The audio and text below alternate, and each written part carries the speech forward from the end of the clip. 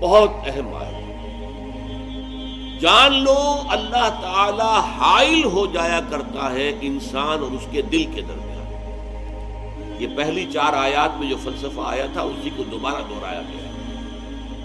اللہ حائل ہو جاتا ہے انسان کے دل کے درمیان، انسان کے درمیان۔ کیا مطلب ہے؟ ایک بات آپ نے سنی، دل میں اتر گئی، دل نے گواہی دی کہ بات ٹھیک ہے، آپ نے قبول کر لیا، اللہ تعالیٰ کی طرف سے اب رحمت ہی رحمت ہے۔ لیکن ایک بات آپ نے سنی، دل نے گواہی دی، لیکن آپ نے رد کر دیا۔ دل کہہ رہا ہے ٹھیک ہے، لیکن تعصب ہے، تمرد ہے، تکبر ہے، حسد ہے، اس کی وجہ سے رد کر دیا۔ پھر وہ بات کان میں آئی، پھر دل نے گواہی دی، پھر رد کر دیا۔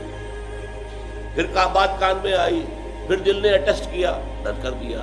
ہوتے ہوتے اب دل کے اور کان کے درمیان اللہ حائل ہو جائے گا۔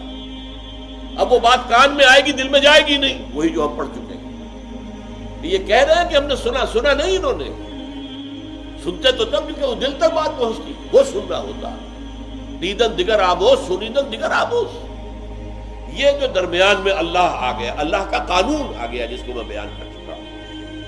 اللہ کا قانون یہ ہے کہ دل میں جو استعداد تھی بات کو سمجھنے کی، وہ استعداد اب سلب ہو جائے گی، اللہ بیچ میں آ جائے گا، وہ بات کان میں رہے گی، دل میں اترے گی۔ تو ڈرو اس سے کہ کہیں اس مرحلے کو نہ پہنچ جاؤ، کہیں تم اللہ کے احکام سنو اور رد کرو، اور ایک نتیجہ یہ نکلے کہ تمہارے اندر سے سننے اور سمجھنے کی صلاحیت ہی سلب ہو جائے۔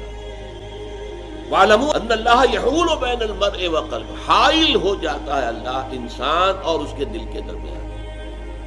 وَأَنَّهُ إِلَيْهِ تُحْشَرُونَ، اور یہ بھی جان لو کہ تمہیں بالآخر اسی کی طرف جمع کیے جانا ہے۔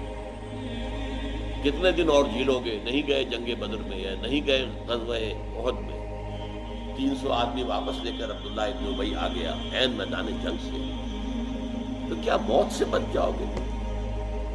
کیا یہاں مدینے میں تمہارے گھروں کے اندر موت نہیں آ سکتی تھی؟ موت تو آنی ہے، ہر حال آنی ہے۔ وَلَوْ كُنْتُمْ فِي بُرُوجٍ مُشَيَّدَةٍ، چاہے تم بڑے مضبوط قلعوں کے اندر جا کر اپنے آپ کو بند کر لو، موت تو وہاں بھی پہنچے گی۔ موت سے کوئی رستگار نہیں، کوئی چھٹکارا نہیں۔ وَأَنَّهُ إِلَيْهِ تُحْشَرُونَ، بالآخر تمہیں اسی